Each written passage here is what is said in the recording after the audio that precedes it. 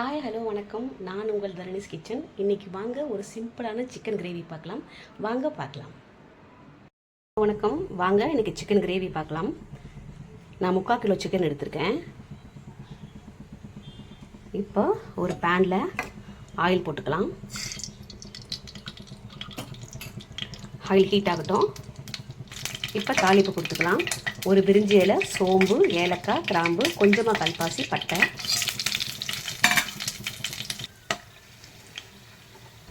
வெங்காயம் போட்டுக்கலாம். நான் ஒரு 3 வெங்காயம் போட்டிருக்கேன். நல்லா வதங்கட்டும். 2 பச்சை மிளகாவும் கருவேப்பிலை போட்டுக்கலாம்.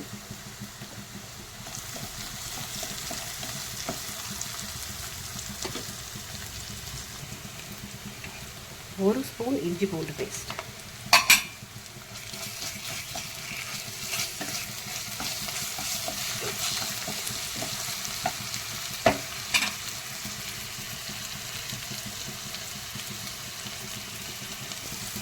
பச்சை வாசனை போகட்டும்.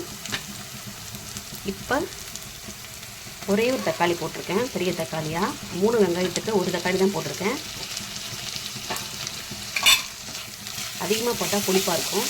ஸோ நான் 3 வெங்காயத்துக்கு ஒரு தக்காளி போட்டிருக்கேன். நல்லா வதங்கட்டும். இப்போ கல்லுப்பு போட்டுக்கலாம்.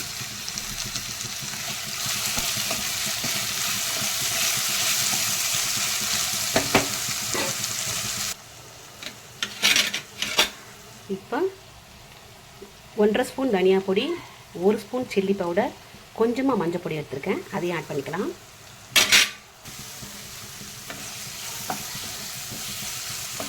ஒரு ஸ்பூன் சில்லி பவுடர், 1.5 ஸ்பூன் தனியா பொடி, 1/4 ஸ்பூன் மஞ்சள் பொடி போட்டிருக்கேன். இதை நல்லா வதக்கலாம்.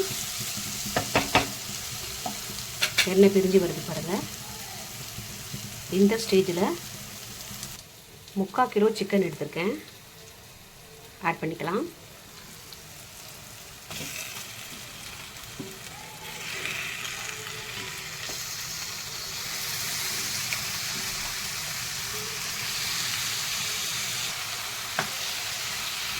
இப்போ நல்லா கிளறி கொடுத்துக்கலாம். இந்த காரெல்லாம் இதில் கோட் ஆகட்டும். கொஞ்சம் வேகட்டும். இந்த ஆயிலே இந்த மசாலா அதில் பிடிக்கணும்.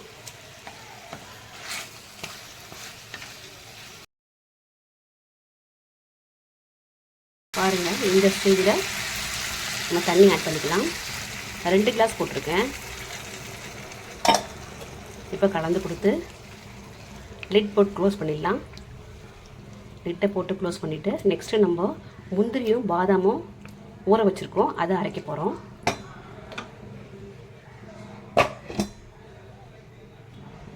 பத்து முந்திரி, ஒரு 4 பாதாம் எடுத்துருக்கேன், அதை அரைச்சிக்கலாம். பாருங்கள், சிக்கன் இப்போ நல்லா வெந்துடுச்சு. நம்ம இந்த ஸ்டேஜில் நம்ம அரைச்ச முந்திரி பாதாம் பேஸ்ட்டு போட்டு போகிறோம்.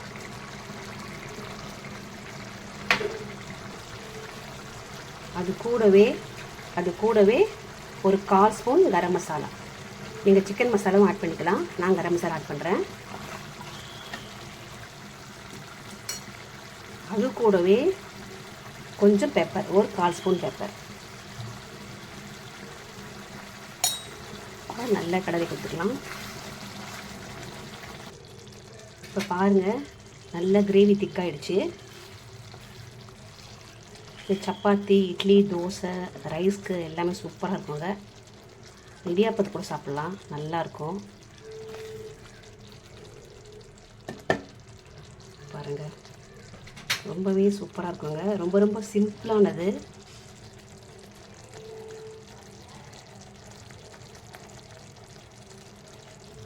பாருங்கள், ரெடி ஆயிடுச்சு.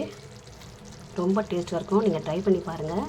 நம்ம ஃபைனல் டச்சுக்கு நம்ம கொத்தமல்லி போட்டு பாருங்கள், ரொம்ப சூப்பராக இருக்கு பாருங்கள். இப்போ 10 நிமிஷம் கழித்து பார்த்தா இன்னும் எண்ணெய் பிரிஞ்சு இன்னும் சூப்பராக ரெடி ஆகிடுங்க. இப்போ நான் ஸ்டவ் ஆஃப் பண்ணிடுறேன். பாருங்கள், 10 நிமிஷம் வச்சேன். எப்படி பாருங்கள், எண்ணெய் பிரிஞ்சு நல்லா வந்திருக்கு பாருங்கள். செம்ம டேஸ்ட்டாக இருக்கும். ட்ரை பண்ணி பாருங்கள். ரொம்ப ரொம்ப சிம்பிள் ரெசிபி. தேங்க்யூ.